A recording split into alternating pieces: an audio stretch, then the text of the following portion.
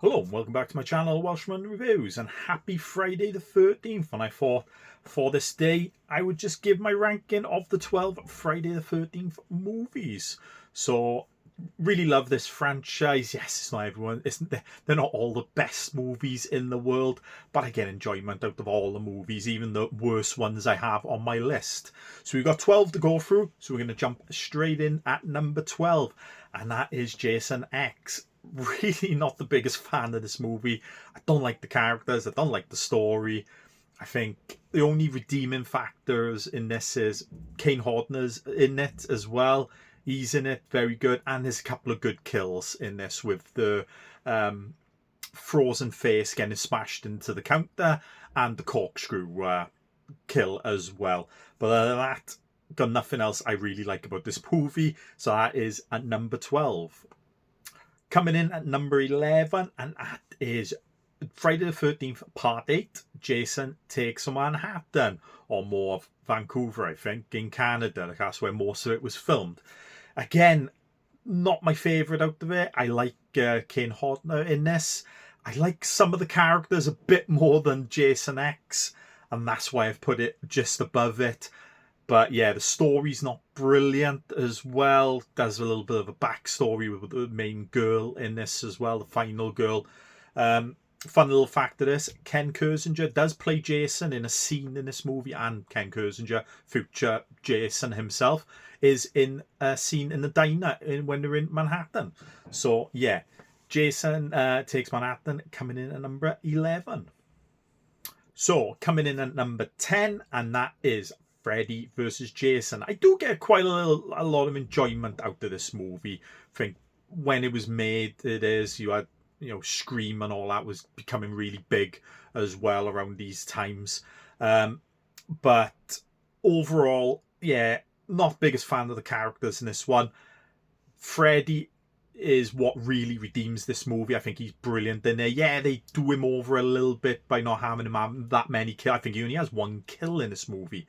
It does. But I did like Ken Kirzinger as Jason, a more lumbering Frankenstein type Jason. Not up there as one of my favourite Jasons overall, but I think he does a pretty good job in this. And the height difference with him and Freddy is what they wanted in this movie, and that's unfortunate. Kane Hodder wasn't as tall as Ken Kirzinger. But yeah, not one of my favourites, that's why it's pretty much low down in my list. But an enjoyable movie nonetheless. So we come in at number 9 now, and yes, this one is very low on my list. I just don't see the appeal of it in it, and that is Part 3.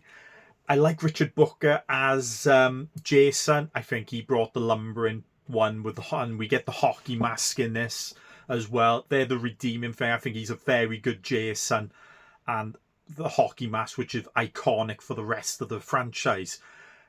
Everyone else in this movie, I didn't mind a couple of the characters, but overall it felt like a very cheap movie, which they are really when you think about it. And the 3D aspect of this movie was absolutely atrocious. It is, and that's why it's down this low on my list.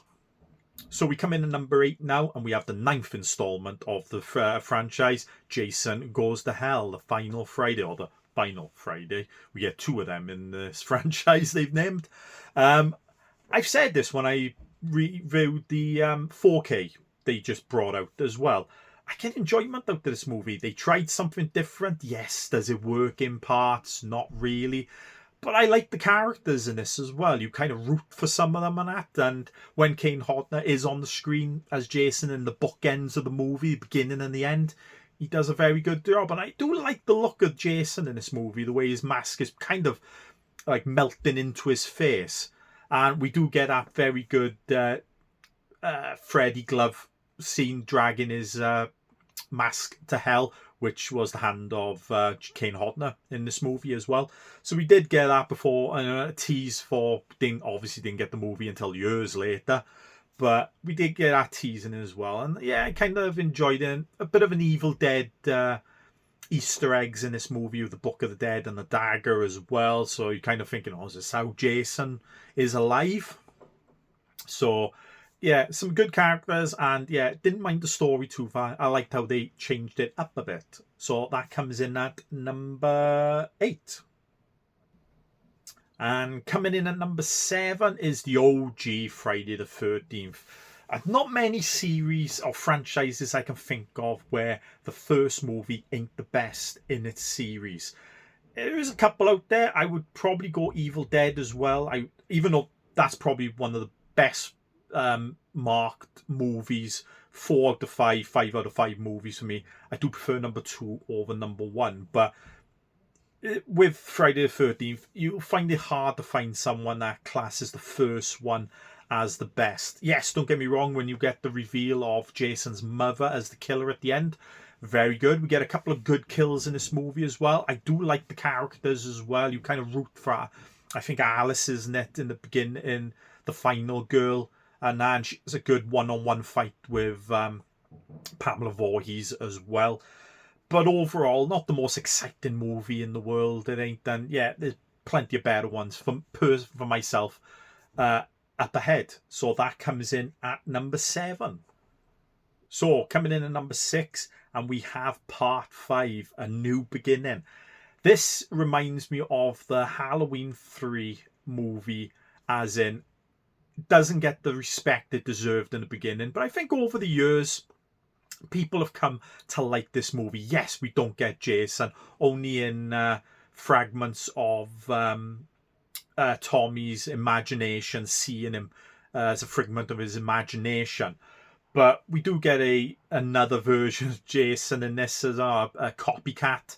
It is, but I like the characters in this. I like the setting of being like a troubled people going to this camp to get better. It is a few good kills in this movie as well, and we get one of the classic sayings, them damn enchiladas. One of the best lines ever in movie history.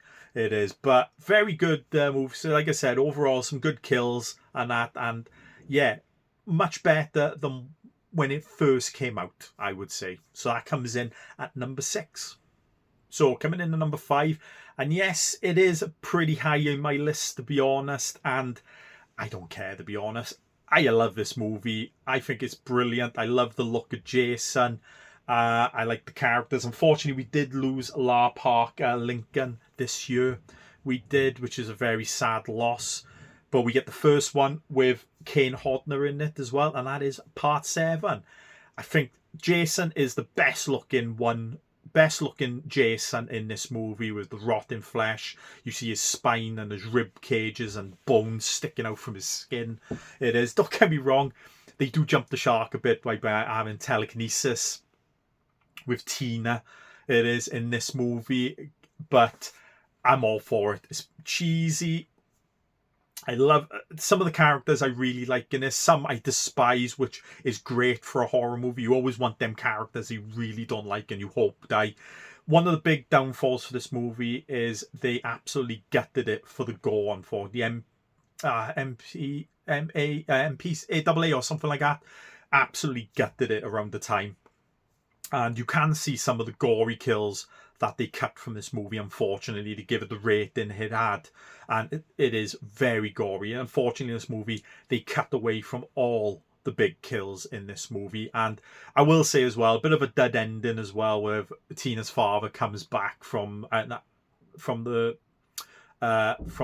lake to pull Jason back down. And they did film, I'm sure I've seen a picture, I don't know whether they filmed it or not, of him, a more of a rotter or a rotting body of him, but they changed it to a more like recent picture, or like he only just fell in the lake that day. It is, but overall I get a lot of fun out of this movie, and it is one I rewatch quite a lot. So that comes in at number 5. So coming in at number 4, and it is the remake. Rewatched this not when the 4K versions come. I added this year, but I watched it when I watched that number 9 and number 10, all the 4Ks. And I gotta admit, I really enjoyed on the rewatch, to be honest. I think I've always enjoyed this movie, to be honest, because it does bring a lot of the first few movies, 3-4 movies together to make this pretty good movie, to be honest. The kills ain't amazing, to be honest. They're a bit lackluster, some of them are. But I like the characters, Jared Padalecki, Panna Baker as well, who still has, for me, one of the most shocking deaths in the series. You never expected her to die, but she did. And the great Derek Mears as well, who does a brilliant job as Jason in this. Met him at a Comic-Con, Horror Comic-Con, not last year, I think the year before. Was it last year? The year before it was. And what a gent. Brilliant guy. Gave everyone the time of day thing. He looked very humble when he was talking to people and that. But he's brilliant. And they have two great looking Jasons in this. They have the sackhead Jason in the beginning before he gets his iconic hockey mask. And both Jasons look absolutely amazing in this. But yeah, I do like it. It's funny. I did like the characters. Troy, I think, is the main bad guy. Like, not antagonist, but the one you would like to hate, and you really do like to hate him in this movie. Comes out with a few really funny lines with nipple placements and stupendous. If you know what I mean. It is, but overall, really is great. And be honest, buy it on 4K because it looks effing brilliant on 4K. So the remake comes in at number 4. So we're coming into my top 3 now, and my top 3 has never changed. They will never change. I rank these 3 as the best in the thing. They won't change from the thing. 3, 2, and 1 has always been what they are. And coming in at number 3 is, I think, one of the most underrated movies in this franchise, and that is Part 2. So we get the first look at Jason in this movie. We get Ginny, who is by far probably my favourite final girl in this whole series, the whole franchise. Jason is he's not this hulking Jason, he's more of a regular guy, to be honest. A bit similar to Michael Myers, to be honest. Kind of a regular sized guy in overalls and a check shirt it is, but he gets his bag over his head with the one eye. And yeah, very good story. Brings in a bit of psychology from Ginny in this, and how he feels seeing his mother die at a young age and all that. And then seeing it, what does it do to him? The shack where he lives and that. A couple of really good kills in this as well. Has my favourite kill in the franchise, or my second favourite one, and that is, I can't remember the guy's name, but the one in the wheelchair with him, and he gets a machete in his face, and the wheelchair goes down the steps outside. One of the best kills in the franchise. They're probably up there, number 2 to, I think, Axel's death in number 4 is my favourite overall. But brilliant movie, very underrated, and yeah, definitely worthy of being number 3. So we're coming in at number 2, and my top 2 are probably everyone's favourites in the franchise, and they probably back and forth of which one's which for most people, but these 2 are my favourite, but they will never change for where they are, like I said before, and that is Part 6, Jason Lives as thing. Tom McLoughlin absolutely revitalised the series when he brought in this. Brought elements of Universal's Frankenstein in it, the way he comes back to life, Jason, with the thing. We get Thom Mathews as well in this as a brilliant Tommy, taking over from Corey Feldman from Part 4. Jennifer Cook as Megan, one of my favourite final girls as well for this series. Everything fell perfectly for this movie. It blended horror and comedy very well. Did have a few funny parts in this. We get a very good Jason with CJ Graham as well. Plays a brilliant Jason in this movie as well. Good story, the way he comes back. And we always, I think in the franchise, you always joke about everyone that dies from this movie onwards is all Tommy's fault, because he brought him back to life. He couldn't just let it go.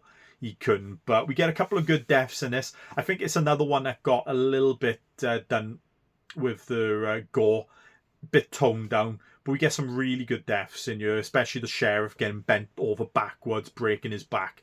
That's probably my favourite death of the movie as well. It is, and yeah, very good movie, and definitely worthy of being in the top 2 Friday the 13th movies. So we come in at number 1 now, and obviously with the elimination of all the other movies, it is Part 4, The Final Friday. I absolutely love this movie. I think it doesn't bring any comedy. You have a tiny little bit of comedy with Crispin Glover and his best friend in the movie as well. They bring a bit of comedy to the movie.